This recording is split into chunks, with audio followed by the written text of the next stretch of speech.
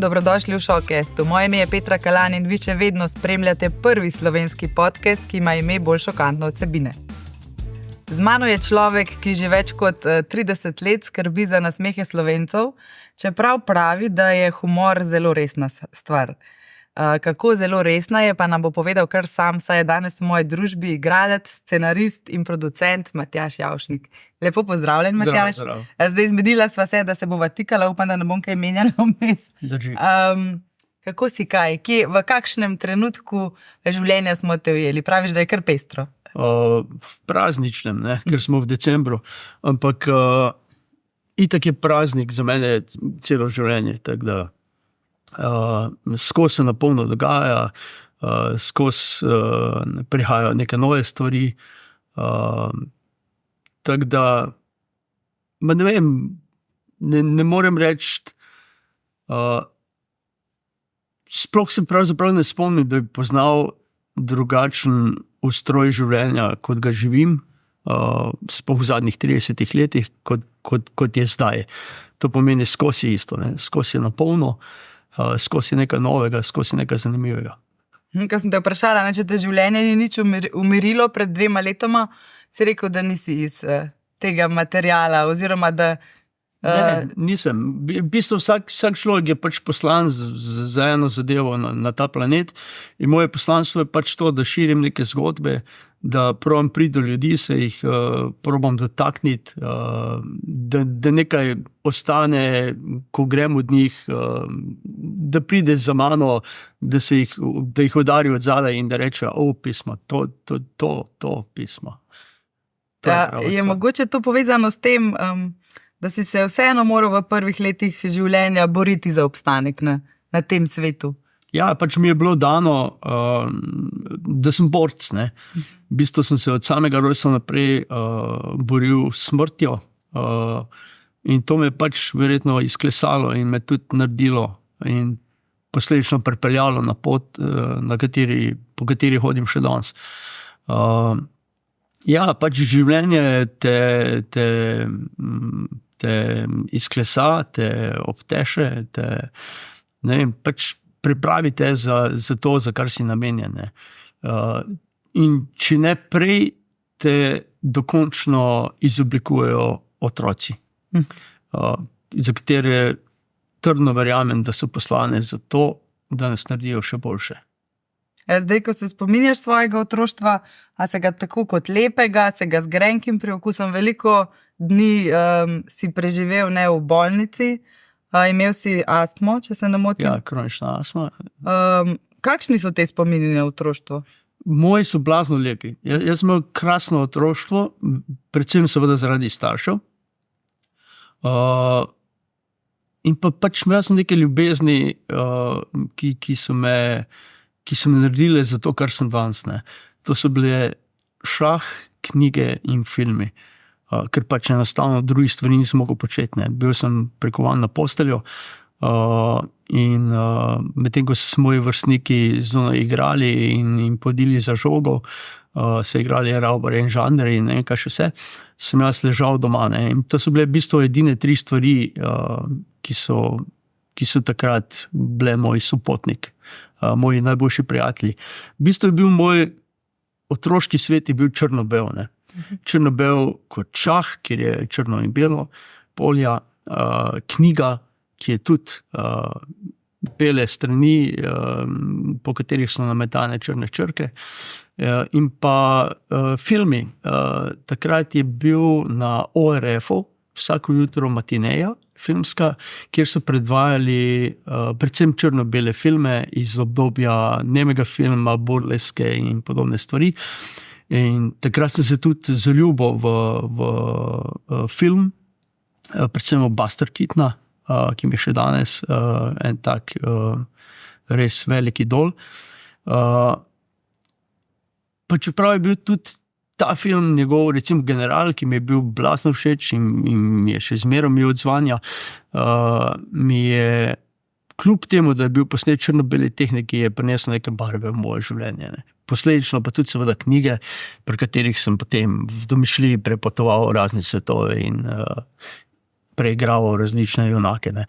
Tako da v bistvu na nek način vse tisto, kar mi je bilo odzeto, mi je po drugi strani bilo dan.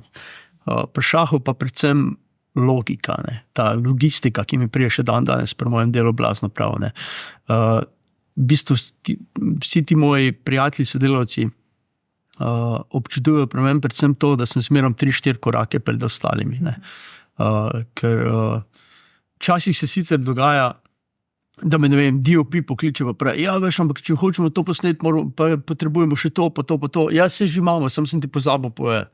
Ker sem ogromno časa sem delal kot solo varianta in v tem času sem se naučil, da so vse. Da sem producent, režiser, scenarist, skratka, opravljal sem 7-8 funkcij, ki jih v normalni ekipi so porazdeljene in me nekako še včasih se mi to prikrade, ne? Da pozabim povedati, da sem kaj že pripravil. Si pripravljen na vse scenarije. Tako. Kdaj si nazadnje igral šah? Tega pa je že zelo dolgo, v bistvu z otrokoma. Aha. V bistvu z otrokoma, drugače šaha sploh več ne igram. Bil sem priča eni blazno žalostni zgodbi, tragični, ko se je eden izmed učiteljev šaha, ki smo ga imeli, je na morju skočil z enega podesta in trčil z glavo direkt na skalo. In na licu mesta tudi umrl. In tudi tisti dogodek me je org zaznamoval. Spomnim se, je bilo morje v trenutku, tako, ampak res, kamorkoli si pogledal, je bilo rdeče. Tako, pač šah je igra življenja, pravijo. Ne? Tako da. In od takrat nisi igral šah? Od takrat v bistvu ne, razen z otroci doma, ko sem jih učil igrati šah. No, si pa zato veliko časa preživel na odrskih drskah, pred, za kamerami. Kako se je začela ta tvoja pot? Zdaj, ko sem malo raziskovala, si bil kar tak vihrav najstnik, ne? Ja. Si kar povzročal sive lase staršem. Kako si pa potem prišel v te igralske vode? Ja, v bistvu so me že od vrtca in osnovne šole naprej so me nekako nekateri profesori usmerjali v to smer, ampak seveda jaz vse tisto, kar nisem doživel kot otrok, ne, sem potem moral skompenzirati kot najstnik, ne, ker v najstništvu mi je ta astma izvenela in kar naenkrat sem bil poln energije, seveda treba je bilo nadoknaditi vse, kar smo zamudili, ne. In sem bil blazno divji najstnik. Nobenemu staršu ne privoščim takega otroka. Sploh ta puberteta je bila pri meni izjemno močna. Me je metalo, da še sam sebi nisem sledil. 7-krat si menjal srednjo šolo, če sem prav zasledila. Je to res? Res. Pač nekako se nisem najdel. Ne? Nič me ni prav zanimalo, nič me ni prav veselilo. Pravzaprav sploh nisem vedel, kaj je tista stvar, ki me privlači. Dokler nisem enkrat čisto po naključju, smo šli s prijatelji na pijačo popoldan in so nas ostavile te naše punce, prijateljice, sovaščanke, če se jim pridružimo na vajah z eno gledališko amatersko skupino. In seveda ne da se nam to. Ne. In so toliko časa vztrajali, da so nas tja zvlekli, dajte priti saj pogledati, smo šli pogledati. In nam je tale, ki je vodil to skupino, obljubo, da bomo pa dobili flašo vina, vedno, če se pojavimo. Ne. Ker smo rekli, da rajš gremo na pijačo kot to. In potem smo tisti 2-3 smo prišli, potem pa kar nekaj se je začelo, nas je nekako posrkali, speljali smo tisto predstavo, potem smo dobili ena vabila za poletne gledališke šole, smo šli na te gledališke šole, tam sem spoznal Metko Zobec, ki je bila pa ustanoviteljica Gilša, gledališke in lutkovne šole v Ljubljani, in mi je predlagala, da bi bilo blazno fajn, da bi pa mogoče poskusil. In potem je celo mi uredila še za prvo leto, da so mi plačali v Rušah na občini, šolnino. In po enih 14 dnevih te šole sem v bistvu vedel, kaj hočem. Da je to. Ja, sem se v bistvu zaljubil v gledališče na polno. Seveda je pa to pravzaprav posledica tega, da je bila Metka res izjemno inteligentno bitje in je tudi pri sestavi ekipe profesorjev za to šolo izbirala samo ljudi, ki so bili realizirani tako v privatnem kot poslovnem življenju, ne? Kar pomeni, da ni bilo tam ljudi, ki bi na tebi zdravili svoje komplekse, ampak so svoje znanje in izkušnje prenašali brez kančka nesebičnosti naprej. In sem takrat prvi življenju začutil, da obstaja okolje, v katerem vsi živijo za isto idejo in so to idejo pripravljeni nesebično deliti naprej. In sem rekel, pismo, temu svetu bi rad pripadal.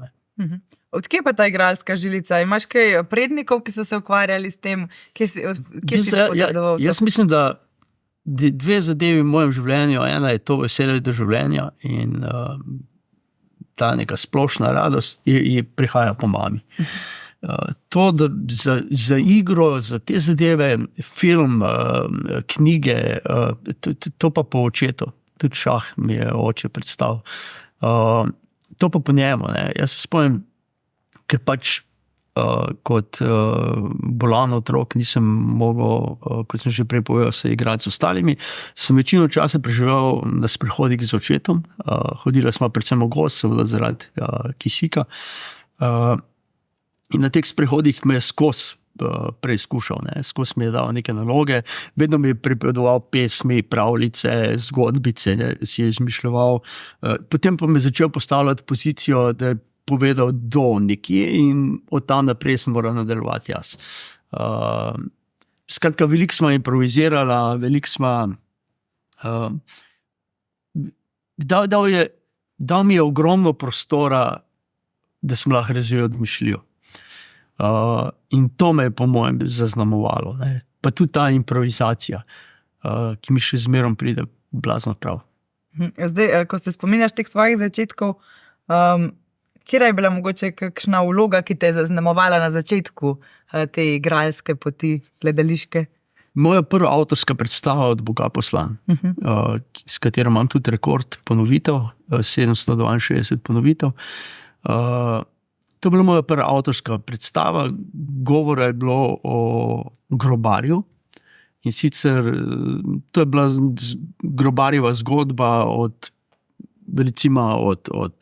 zibke do rakve v iskanju ljubezni ali pa vsaj požirka žganega. Tako nekako na grobo. Blazno priljubljena pri ljudeh, blazno fizično zahtevna predstava.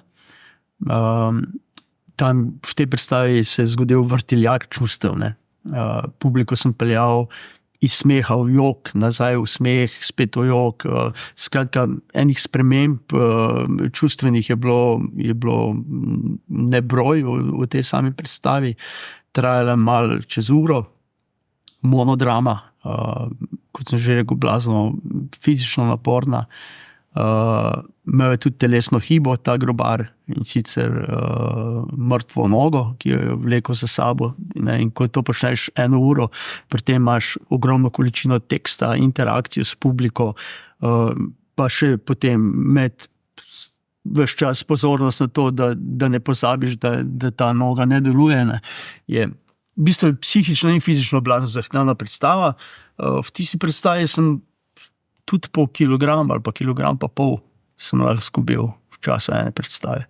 Je bila tako fizično naporna. Ja.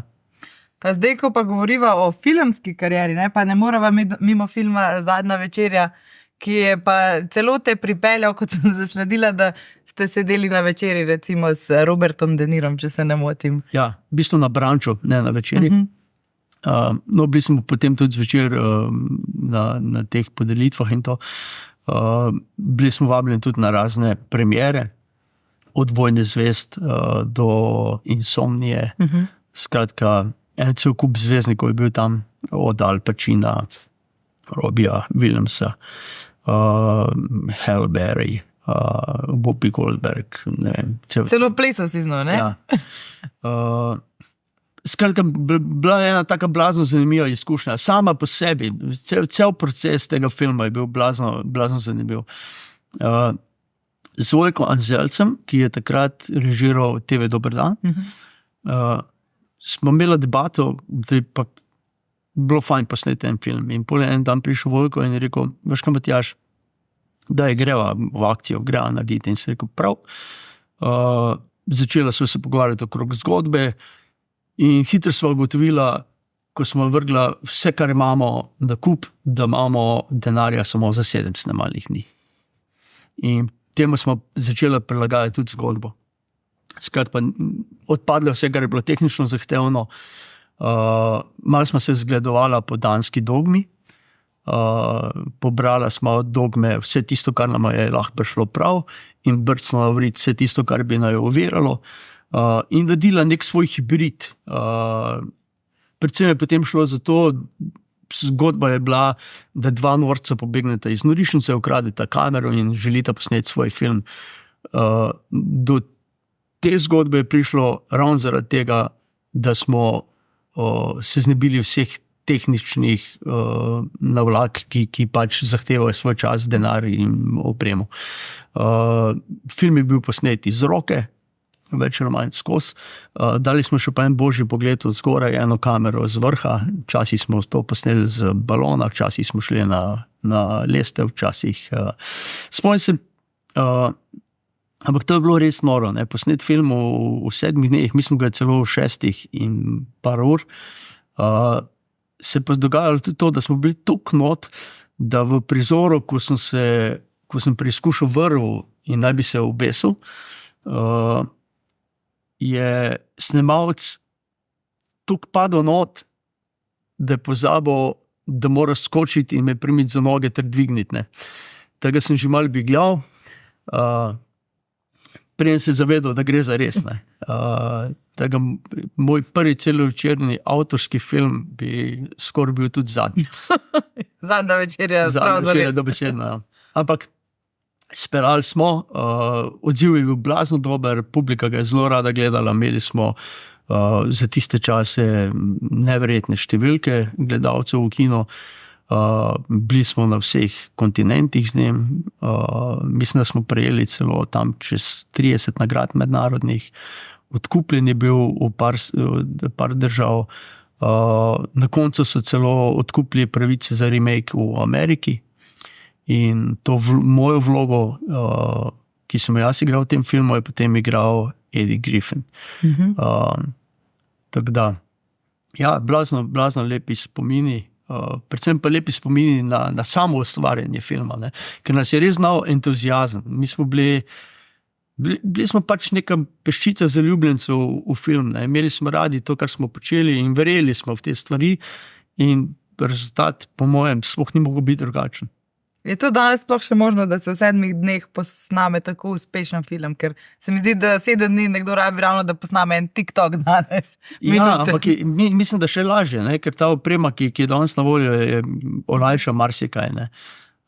Mislim, da celo še lažje.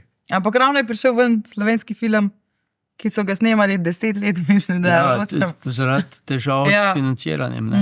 Ja, to je pač rak rana slovenske filmske produkcije. Pa nič ne kaže, da bo šlo kaj na bolje. Obljubili so nek dodatna sredstva, mislim, da so celo potrjena, oziroma že celo v obtoku, ampak jaz še zmerom trdim po 30 letih, da težava slovenskega filma ni ne pred kamero, ne za njo, ampak težave sedijo v pisarnah, na ministrstvih, na raznih resorjih, ki so odgovorni za slovensko kulturo. Tako da ne bojim se tega, da bi nam zmanjkalo idej, kvalitetnega kadra, prodornih ustvarjalcev. Bojim se pa to, da se bo še naprej vleklo to, kar pač je neka rak rana slovenske kulture nasploh, ne samo filmske. Da bo v pisarnah sedijo ljudje, ki bistvo nimajo te prave ljubezni in empatije do stvari, ki jih počnejo. so tam bolj karierno, kot pa zaradi tega, ker bi jim to res predstavljalo nekaj, za kar se splača živeti, za kar se splača boriti. Bi jih malo povabili na teren, kdaj, ne?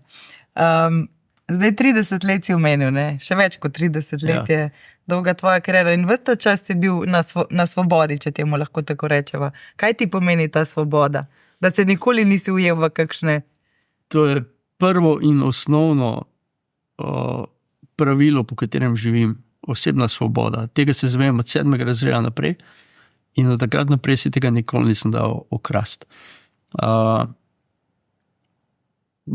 Sploh ne razumem ljudi, ki lahko živijo na način, da svoje življenja prepustijo v upravljanje nekomu drugemu, da se nekdo drug odloča namesto njih, da jim drug določa, kaj naj počnejo, da jim drug postavlja urnike, da jim drug, ne vem, enostavno ne znam si predstavljati, da se ne bi zjutraj zbudil in rekel, danes bom pa naredil to in to. In tega ne bom. Tega se ne znam predstavljati. Ali pa da bi mi kdo rekel, takrat lahko greš na dopust. Ne. Jaz sem šel na dopust v tem trenutku, če sem tako odločil. V avto imam zmerom knjigo od Jesiha in potni list. Obvezna oprema. Obvezna oprema, ker nikoli ne vem, kam bom šel v naslednjem momentu. Jaz sicer pravim, da je moje življenje sta dom in služba, ampak na poti od doma do službe se pa lahko zgodi celo vesolje. Ampak ravno ta druga stran, dom, si pa 30 let v vezi, to ti pa ni vzelo svobode. Se počutiš svobodnega v tej vezi, ki pa je vseeno prilagajanje in absolutno je pametno, seveda, če živiš po tem konceptu osebne svobode, da imaš sidro, ker drugače se lahko zelo hitro odnese. Meni dom in družina pomenita v bistvu, to je moj temeljni kamen. Iz tega črpam, z tega izhajam in tja se tudi vračam. To je isto kot dostikrat mi očitajo, da v predstavah ali filmih govorim po štajersko. Ja, ampak vse to sem jaz, to so moje korenine, to je moj spomin, moj odmev. In mislim, če hočeš ti biti realen, če hočeš, da ti publika verjame, pa moraš biti ti, ne nekdo drug. Tako pravijo, da igralci igramo nekoga drugega. Ja, seveda ga igramo, ampak v tem drugem moraš najti tudi samega sebe, ker drugače nisi verjeten. Veliko od tebe je potem v teh likih, ki si jih igral, ustvaril. Kako pa je zvečer izklopiti vse to, ta miselni tok? Verjetno si človek, ki veliko premišljuje, možgani to obdelajo. Ja, ampak nisem pa človek, ki bi bil toliko zaljubljen v svojo službo, da bi službo nosil domov. To strogo ločim. Služba, dom, privatno življenje. Je pa res to z miselnim tokom, da pač imam težave predvsem zvečer, kako zaspati, ker se mi miselni tok se mi ne ustavi. In najlažje to dosežem s tem, da prežgem TV, zavrtim dnevnik za nazaj in potem 100% zaspim. Te nič ne razburi dnevnik, te uspavajo. Ko vidim vse te neumnosti, mi ne ostane drugega, kot da zaspim. Ker s tem živeti je groza in sploh ne razumem te ljudi, ki redno spremljajo vse medije in sledijo vsem tem agendam, ki se pojavljajo.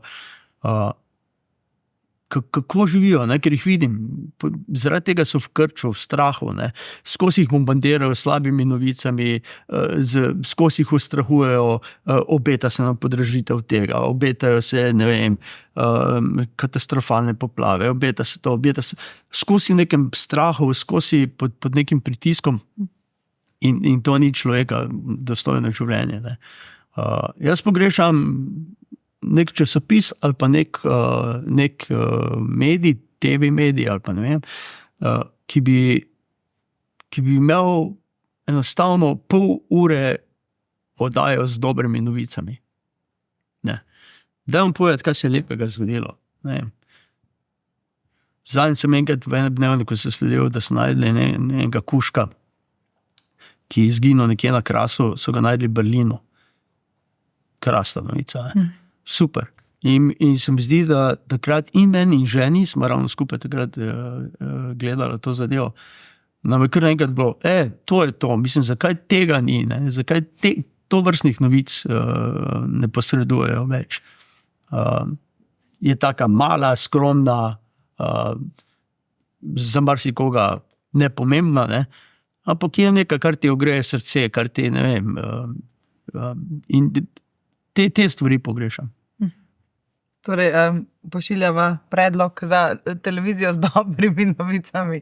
Zdaj, če bi se to gledalo bolj kot slabe, pa vprašanje. V začetku sem omenila, da sicer nasmeješ ljudi, ampak velikokrat pa poveš, da humor jemlješ zelo resno. Humor ni... Humor v bistvu itak bazira na resnih stvarih. Stvar humorja je samo v tem, da ti resne stvari vzameš nekega konteksta, na nje pogledaš nekega drugega zornega kota in takoj postanejo drugačne. Takoj postanejo manj težke, manj obremenjujoče. Postanejo bolj barvite, vesele, zabavne, iskrive. In to je smisel humorja, da ti z neke resne situacije lahko najdeš ti zorni kot, iz katerega je pa vsem ta zadeva blazno zabavna. Zdaj pa je tebe na zadnje, kaj res iz srca nasmejalo? Oziroma, kaj te nasmeji? V bistvu v zadnjih 14 dneh me 3-krat sin blazno nasmejal. Tako uleti in izstreli kako puščico. Ampak tako bistro, tako žeblica na glavico. Prav smiselna s težo, obenem pa take, da se res nasmeješ iz srca. Tako da to je tole v zadnjih časih. Ima po tebi to, verjetno. Verjetno, ja. Se je preneslo čeprav ga naprej. te stvari ne zanimajo, pravi, da je to preveč stresno. Ne, nobeno z otrok, niti hčerka, niti snice, ne? Ne. Zanima za odrske deske? Ne, ima ta čist druge ambicije. Kako pa spremljate tvojo kariero? Verjetno veste, da si ustvaril neke legendarne like. Ne vem, pri nas doma to ni nek predmet pogovora. Nikoli ne vprašate, ne vem, ko je tebi dober dan po televiziji, wow. Pa sploh ne gledamo tega. Ne?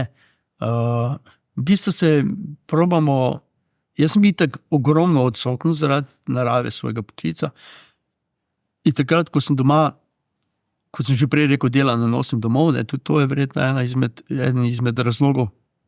Ampak tudi to, zakaj bi otroke poseljeval z nečim, kar sem jaz počel. Jaz mislim, da je pri otrocih bolj važna stvar to, kar bodo oni počeli. Bolj važno je, da razvijamo njihove talente, da sledimo njihovim željam, da jim omogočimo to, kar bi radi poskusili, s čim bi se radi spoznali. Bolj te smeri delamo, da jim omogočimo te stvari, da potujemo, da raziskujemo, da jim omogočimo pač vse te neke želje, od športnih do ostalih aktivnosti, ki jih zanimajo, do raznih tečajev, do tega, da se učijo tuje jezike.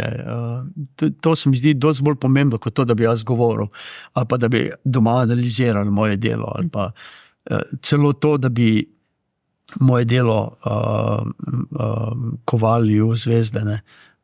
Jaz mislim, da pač počnem stvar, ki mi je najbolj blizu in najbolj naravna in z tega ne mislim delati nobenega cirkusa. Se nikoli ne zazreš nazaj, pa rečeš, kar nekaj sem dobrih stvari, projektov. Ne, v bistvu ne. Ne? V bistvu ne, ker imaš zmerno tukaj za naprej že pripravljeno, da niti tega časa ni mogoče bil ob infarktu. Ko so me kar 2-3 so me upozorili, da naj se ustavim, da sploh ne razumejo, kaj me žene, ker že to, kar sem naredil, je v bistvu neverjetno. Ne?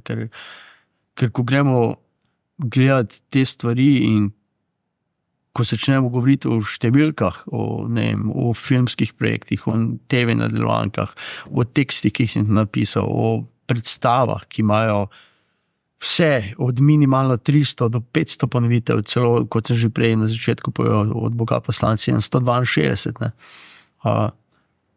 So to neke cifre in neki število projektov, tudi reklame, videospoti, ne vem kaj vse. To se šteje v, ne vem, 500, 600, ne vem kaj, projektih, ne, v 30 letih, kar je res neverjetno. Za enega človeka se kar veliko sliši. Ja, zaradi tega še vsi festivali, ki sem jih soustvarjal oziroma vodil, ali postavil na noge, je to res neka neverjetna številka. Tega sem se zavedal takrat prvič, ko so mi to prijatelji navrgli. Nikoli nisem sploh gledal na to, ne. Nikoli nisem štel, niti si nisem pripisoval nekih zaslug za neke dosežke. Meni se to zdi totalno normalna, organska stvar, ki se pač vali v neko svojo naprej določeno smer. Jaz mislim, da je to tudi en del usode. Ne. Vsi enkrat stopimo na železniško postajo, se odločimo, na kateri peron bomo šli, pripelje vlak, stopimo na njega in če imamo srečo, je vlak peljal v pravo smer. Jaz mislim, da sem to srečo v življenju imel. Je pa res, da ta moj vlak se kar ne ustavi, ne? Ker z ene lokacije potem na točko B, z točke B. Sicer se je pred 2 letoma malo ustavil, ne, kot je menil. Absolutno, ja. Kako se ti je pa življenje vseeno mogoče spremenilo? Ne vem, to bolj se je spremenilo za ljudi okoli mene kot zame. Jaz tega tudi nisem gledal kot neko tragično zadevo. Jaz sem to gledal drugače. Jaz sem vedel, da nekje nekaj mora priti, v neki obliki se mora pojaviti neka težava, ker to, da si ti 30 let na polno, ne, je res noro. Vem, da tam tik pred COVID-om sem imel, mislim, da smo imeli 180 snemalnih dni, imel sem čez 200 predstav, potem sem 2 teksta sem napisal, 2 festivala sem imel, pa še ne vem, koliko reklam smo tisto leto posneli in seveda letno naredim tudi nekje med 100 do 120 tisoč kilometrov z avtom. In mera je bila polna. Ko je to 30krat neko povprečje tega, pač telo mora na nek način odreagirati. Ampak jaz sem to vzel kot nek, ne vem, kot da sem igral loto, dobil sem glavni zadetek in zdaj pač igram podaljške in sem hvaležen in vesel za to. Ampak teh mojih podaljškov ne mislim žrtvovati za to, da bi kako naj temu rečem, da ne bi več živel polnega življenja. Ne? Ker jaz mislim, da je samo polno življenje vredno to, da smo tukaj danes.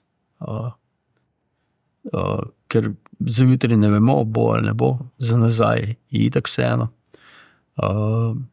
Treba pa živeti danes in to vsak dan sproti. Praviš pa, da smrti se pa ne bojiš? Ne, smrti se pač verjetno že od rojstva, ne, pač ker sem bil tokrat z njo si gledal od blizu v oči, da pač itak verjamem, da ljudje preidemo v neko drugo stanje. ali to v neki fizični obliki, ali je to na podlagi nekih frekvenc. Skratka, spremenimo se v nekaj drugega in nekje drugje, mogoče ne vem, v tem kosmosu, ne glih na Zemlji ali pa ne vem kje, pa se pojavimo v neki drugi pojavnosti in naš namen bo verjetno drug, ne. Ampak to, da umremo, ne pomeni, da smo odslužili namenu. Si pa, ko si hodil po tej tanki liniji med življenjem in smrtjo, si že videl si bil v drugem stanju, kako se tega spominjaš? Ja, v bistvu spominjam se predvsem po teh nekih mehkih barvah, takih bolj pastelnih, pa tako neko lebdenje, ne vem. Jaz sem potem razmišljal, verjetno se, ker je bilo zelo udobno. Aha. Verjetno se podobno počuti otrok, ko je v maternici. Verjetno, ne vem. Ampak spomnim se pa se, da v enem trenutku sem si samo tako rekel, ok, to je to, gremo v redu, bilo je super, fajn. Pa kar naenkrat, počak malo, pismo, kam pa greš, vse otroke imaš, ne? Nisi še poskrbel do konca za njih, daj, počak. Potem mi je pa žena povedala, da v bistvu to je pač bila tragika tega dogodka, da sta bila prisotna pri tem dogodku tudi otroka in sta videla ta moj kolaps, ne? In to je seveda travma blazna za njih. Mi je pa žena povedala, da sem me otroka klicala. In verjetno je to, ne, da sem slišal in da sem se zaradi tega vrnil. Ja. Zelo lepo. Zdaj, decembra smo, zanima me, v polnem pogonu si, ne, že prej si mi pred snemanjem razlagal, kaj vse te čaka še decembra in mogoče imaš že kakšne plane, ljudje radi naredimo plane ob koncu leta že za naprej. V bistvu, v tem trenutku sem toliko zaseden z delom, predvsem imam z Sandro Debelak gostujema s komedijo Visoka napetost po celi Sloveniji, skozi igrama. In sem blazno vesel tudi za to predstavo. Še en hit, ljudje blazno radi gledajo, se zelo smejijo, kar ploskajo zmes. O čem govori, da malo... Govori o paru srednjih let, ki ne more imeti otrok. Zelo aktualna tema. Ja, v bistvu ja. Seveda na blazno humor način predstavljeno. Z njo ogromno igrama, pol imam tudi teh nekih svojih z razne firme in te dogodke novoletne.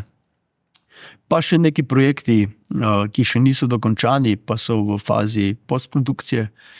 Pa že za naprej tudi nekaj pripravljamo. Kar se pa dopustov po tega tiče, moram pa povedati, da zadnjič sem slučajno videl posnetek iz smučanja in sem si rekel, tako ena ogromna količina snega je bila. In sem si rekel, pesma, to je to, ne, to zdaj. In potem sem sam ženi rekel, povej kdaj. Pa so že knjiga čakata v avtu, ja, ne? absolutno. Ti sam rezerviraj, pa pičemo nekom na sneg. To mi je zdaj prva želja. Tako. Ja, nič, Matjaž, midva sem prišla do konca najnega pogovora. Jaz pa za konec vsakemu gostu pripravim 3 take časopisne naslove, ki so plod moje domišljije, pa z gostom pokomentirava, če bomo to kdaj lahko brali o mojem gostu. Prvo je takšen, Matjaž Javšnik napisal knjigo o komediji. Te kdaj prime ta veja umetnosti, da bi pisal knjige? Blazno zanimivo, te knjige, knjige, jaz itak pišem mojima otrokoma. Ali samo za vas to je že kaj ogledalo? Ne, to je za nas. To je za nas. Me pa že dalj časa nagovarjajo, naj napišem knjigo. Tudi film hočejo posneti v mojem življenju, Čehi. Res? Ampak nekako jaz skozi pravim, ali posneti film o mojem življenju, ali pa napisati knjigo o mojem življenju, kdo bo to verjel. Je toliko neverjetnih. Ja, toliko neverjetnih stvari, da... Ampak nekako tudi po tem infarktu me žena peljala k enemu zdravilcu,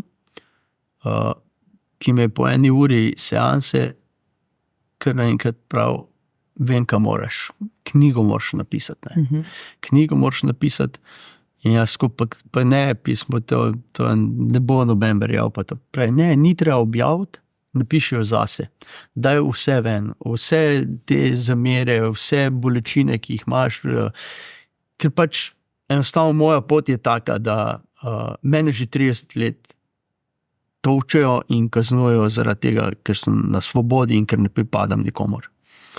Zaradi tega sem kaznovan, nikoli nagrajen. In blazno enih ovir se mi postavlja, blazno veliko je nagajanja, blazno veliko je nekih krivic, ampak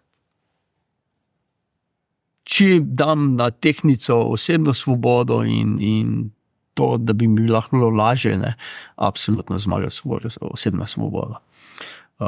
Tako da tudi on me je nagovarjal in zdaj, ko sem imel rojsten dan pred kratkim, ko sem povabil te najožje prijatelje, sodelavce, sem dobil za darilo tudi plačano tisk 1000 knjig. Kako izvirno darilo? Ja, blazno izvirno. Seveda s to željo, da končno knjigo napišem. Ne tako, ki bo ostala pri nas doma in za 4 stenami, ki bo namenjena sam nam, družini, ampak tako, da bo namenjena javnosti. Kakšnega žanra bo, kako se bo to bralo? Bo to drama, kriminalka? Vsega malo. Vsega verjetno, ja. Se veselimo, no, da boš pokoristil to darilo. Ja. In da dobimo v roke tvojo knjigo. Drugi naslov je takšen, Matjaž Javšnik odpira svojo šolo za igralce. Si kdaj želel prenašati to na mlajše upe? V bistvu imam že zelo daleč dogovorjene stvari. Odprl bi filmsko šolo, mednarodno, seveda pa so tu vsa ta dovoljenja, finance, logistika, prostori, ki so potrebni za to.